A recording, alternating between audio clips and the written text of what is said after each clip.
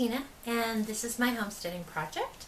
And today we are going to continue on with our series of fleece to yarn. This is part 3, I believe, the picking, carding, combing, that video. So I'm sorry it took so long to get to it, but here we are. So this is the basket of fleece that, if you remembered, we picked through it and then we washed it and we let it dry. So this is the fiber here that we did. Now, if you'll remember, it was very matted. Can you see? Now it's clean now, but it's still matted, and we can't spin it this way. So we need to do some more processing. We need to open these fibers up so that we can spin them. So what we're going to do, there's several different ways that you can do this, and different people process their fiber different ways. And just for this particular fleece, this is how I have been processing it. So the first thing that we're going to do is we're going to pull apart a section here. Okay, so we just have a lock here, and as you can see, it's very kinky and some curls at the bottom. It's a very pretty lock, but it's so bound up together we can't spin it this way. We can't spin it from the locks. So the first thing that I do is I pick it. Now, I do not own a picker.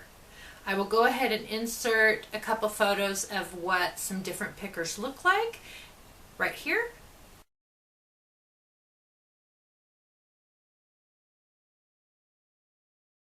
And so I do not own a picker. So what I do is I pick it by hand. So all you're going to do, now this is a very fine fleece. All you're going to do is gently pull the fibers apart, because if you remember, this fleece has a lot of dander in it, so we want that dander to fall out. So as you pick it, you can pull it, and vegetable matter that may be left in it will fall out, and a lot of the dander will fall out. And if you have a light that you can hold it up kind of against, a window or a lamp, so that you can see in the fiber. Actually, I'm going to put on my glasses so I can see better. There, now I can see a lot better. So if you pull it apart by hand and kind of shake it, it does pretty much the same job as a picker does. And if you think about it, back in the day, they didn't necessarily have pickers. So you did this by hand. But since this has so much dander in it, we really want to get as much of that out as we can. And as you go through, if you see big pieces of dander or pieces of vegetable matter, because it just sort of appears. Vegetable matter will just sort of appear in there. You didn't see it a minute ago, and now all of a sudden there's a great big piece. But as you pick it apart, all that stuff falls out, and then you have what you call cloud. So a lot of people will spin directly from it like this. I prefer not to. Just because I think when you spin it like this, if you're trying to spin a fine yarn or a very smooth yarn, this will give you a few more bumps and gnarls. This would be excellent for like an art yarn or an art bat. That would be really nice. So I just pick. Oh, let's see. I just saw a piece of vegetable matter, and now I just lost it. Oh, maybe it fell out. So I hand pick it, and then I just have a little bag that I put a whole bunch of hand-picked fiber in. And I'll just sit while I'm listening to a book on tape or watching a Netflix movie or something. I'll go ahead and just pick a whole bunch of fleece. Now, another way that you could do this, as I said, is a super fine fleece. Okay, we'll get to that. All right, so the other thing that you can do, some of the other tools that you can use, the first thing I'll show you to get it from this to how I want to spin it, okay? Now you can use, these are called combs. And these combs here were made at a fiber school. I ordered them from a fiber school and they were handmade. They've even written the date and their name on it, so which is kind of cool. But this is kind of like an English comb. This has 5 layers, 5 different teeth, and these are very sharp and these are very dangerous, so keep them away from children. But this is my favorite way to process fiber. But since this fleece is so fine, this is a medium comb. You can get combs, fine, medium, you know, more for bulky. It depends, and it will just, what grade it is going to depend on how close these teeth are together. Now these teeth are just a little bit too far apart to do this super fine fleece. It kind of just pulls straight through, and it doesn't necessarily get all of the extra matter out and all the dander, because it just pulls through in such big pieces, because this is not a fine comb. Now you can order fine combs. You can order combs with 1 row of teeth, 2 rows of teeth. This one has 5. This is more like an English comb. And this particular comb came with a base that I can mount to my table, and I can use it as a comb and hackle. I can use this other one, so I can mount it to my table, and then I use the other comb and I can use it like a comb and hackle. I really love these, and this is my preferred way to process fiber. And then I use a diz to pull it off into a long roving. But for this particular fiber, that doesn't work very well. So the other things that you can do, the other tools you can use, these are dog combs. Now if you're just starting with fiber and you don't have any tools yet, this is something you could easily invest in. I don't usually use this one with the super fine teeth. This is actually for getting ticks and things off of your pet. But this one, the teeth are super close together. This one, they're spaced a little bit farther, and this is perfect for combing out fine fibers like this. You would just hold really well, put it against your lap, and comb it out like you were combing out tangles out of your hair. This works really well. It's really inexpensive. I want to say for the set, and they're nice wood handles with stainless steel tines, I want to say I paid about $8 for this set. So that's really economical if you're just getting started. I know that some people also use dog brushes instead of this. I haven't personally used dog brushes, so I can't really speak to that. But these are your carders, and carders come in different numbers of teeth per inch. The more teeth per inch, the finer the fiber. And actually for super fine fiber like this, you could even use a cotton carder for a fleece that is this fine. And I have 2 different sets. They're kind of a mess right now. This one has more teeth per inch. This is for medium, kind of an all-purpose comb. These are a little bit finer, so this is what I've been using to process this particular fleece. So we'll go ahead and hold on to those. And as I said, there's lots of different ways to process fiber. It's all up to the tools that you have and how you want to do it. If you look at some of the more primitive tools that you can find on eBay and different places like that, a lot of them just look like nails drawn through a board and nails drawn through a stick, and they processed it that way. So there is no right way to process fiber. It's all in the tools that you have available to you and how you want to process it. It's basically just turning the hair from a sheep into a twisted piece of yarn that you can make into garments or socks or whatever. Okay, so there's no right way and there's no wrong way to do this.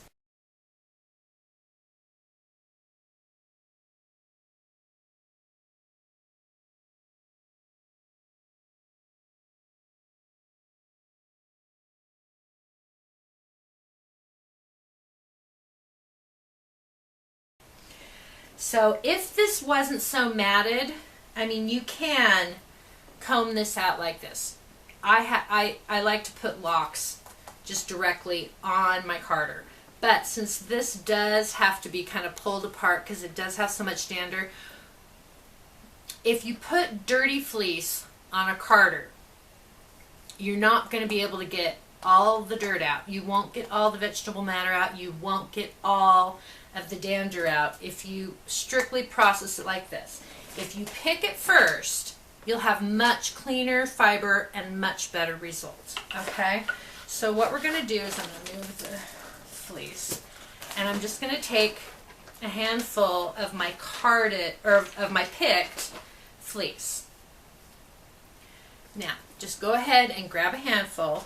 Now, like I said, if you were doing locks, you would just put locks on here. Now, this is also a very long fiber, so I'm just going to start at the top and go to the bottom. And you just want to cover all your teeth, and you want to get it down there. And I'm not doing a very good job, but you want to get a bunch of fleece. Now, you don't want to overfill it. Probably when you start out, it's best to underfill it than to overfill it, because then it will be harder for you to comb if you have too much. It'll just ball up on itself if you have too much. But you want to cover most of the teeth. And I'm doing a really poor job here. But anyway, so we've got a bunch of fiber on our carder. And it looks like a big mess, but we're going to straighten it out. So you hold this one with the handle up, and you hold this one with the handle down. And you don't want to grate them together, you just want to brush them against each other and straighten the fiber out. That's what we're doing now. We're getting the fibers in line and straightened up, and any extra dander will fall out. Generally, I recommend you put something over your lap. This is just an old pillowcase, because the vegetable matter, well, I don't know if you can see it, but this is folded up. I've got all my stuff falls onto my lap, and then you can just take this outside and brush it off, but I haven't done that yet. Okay, so I'm going to gently, I start at the bottom and work my way up. So you're going to rock down and flip, because you want everything to go backwards. You don't want it to curl up on itself, because then that's just going to make a big bally mess. So you go down and flip, down and flip. Okay? And once you've gotten most of the fiber from one to the other, now some people, what they do is they just flip. Okay. What I do, I'll show you what I do. Okay, so now I just combed from here onto here. So what's left here, I'm going to put them handles opposite, okay, and both facing up. So I'm going to go and put my bottom teeth on my top teeth, and I'm going to go down like that to get the fiber off. And now I've transferred it onto this one, okay? So now some people will just then comb like this, okay? I'm right-handed, and I prefer to comb with my card with my right hand. Oh, and there's a piece of vegetable matter. So as you see things, go ahead and pull them out, and everything else will fall on your lap. So I start at the bottom, rocking and pulling, and like I said, you just want your teeth to kind of brush against each other. You don't want them to grind. So So rocking and pulling. Rocking and pulling. Okay? And you can do this 2 times, 3 times, 5 times, as many times as you need to get it straightened, all going the same direction, and clean. Because things do fall out as you do this. See, I'm just not left-handed, so I don't really like doing it this way. So, but this is looking pretty good. Now, other than the fact that it's very staticky because it's very hot and dry in here. And I'll show you something that you can do to help prevent that in a minute. So, this is looking pretty good. Okay? I don't know how well you can see that. There's no vegetable matter, and I don't see any dander. So, I think we're good. So, what I'm going to do now, same thing as I did before. And this is how I do this. Not everybody does it this way. I'm going to unload that, and now I'm going to do the same thing, the opposite direction. I'm going to unload that. So see, it's all unattached from the card. Okay? Now I'm going to flip this one over on my lap so that the wood side's facing up. And I'm just going to take this and put it on my lap. Now if you unloaded it a little bit crooked like I did, you can always move one on top of the other. Now, the reason I do it this way is because I prefer to roll my fiber from end to end. Go this way to this way. Now I know that most people like to make their row lags going this way, from the bottom to the top, okay? And that will give you, when you spin it, that will give you, brain fart. That will give you a woolen yarn. If you roll from the bottom to the top, the fibers are all kind of curling in on each other, and as you pull that, that'll give you a woolen yarn. I prefer to spin a worsted yarn. So if you roll it from end to end, the fibers are still in line this way, and so as you pull them, they're still in line. So that's how I like to do it. So I have it laying here on my board, and then that way I can roll it from one end to the other end. And you don't want to roll it super tight. You just want to loosely roll it up and then just kind of pat it so it all stays together. And then that is more of a woolen row lag, because all the fibers are pretty much going this direction now. Okay? So that is how to get to how you can spin it. So you can spin it directly from this. So what I do is I just make up a whole bunch of these, and then I sit down at the spinning wheel and I can spin. Or you can use, and there's lots of different ways to spin. You can use your top whirl, bottom whirl, spinning wheel. We'll go ahead and cover that in the next video, how to actually spin yarn. And I think we'll start with how to make a drop spindle and how to spin with a drop spindle. I think that'll be our part 4 of our fleece to yarn. Okay? So, I hope that covers some of the basics on how to get your yarn to a spinning stage when you start out with something like this. Okay? So, if you have any questions or comments, if there's something that I didn't cover, make sure you put questions down below, because at the very end of the series we're going to go ahead and do a big Q&A. So do put your questions below so that we can cover all those things that I may have missed in our Q&A. Okay? So hopefully that helps you guys move you along on your yarn spinning journey. So remember, God is good, and we will talk to you later. Thanks guys for watching. Bye-bye.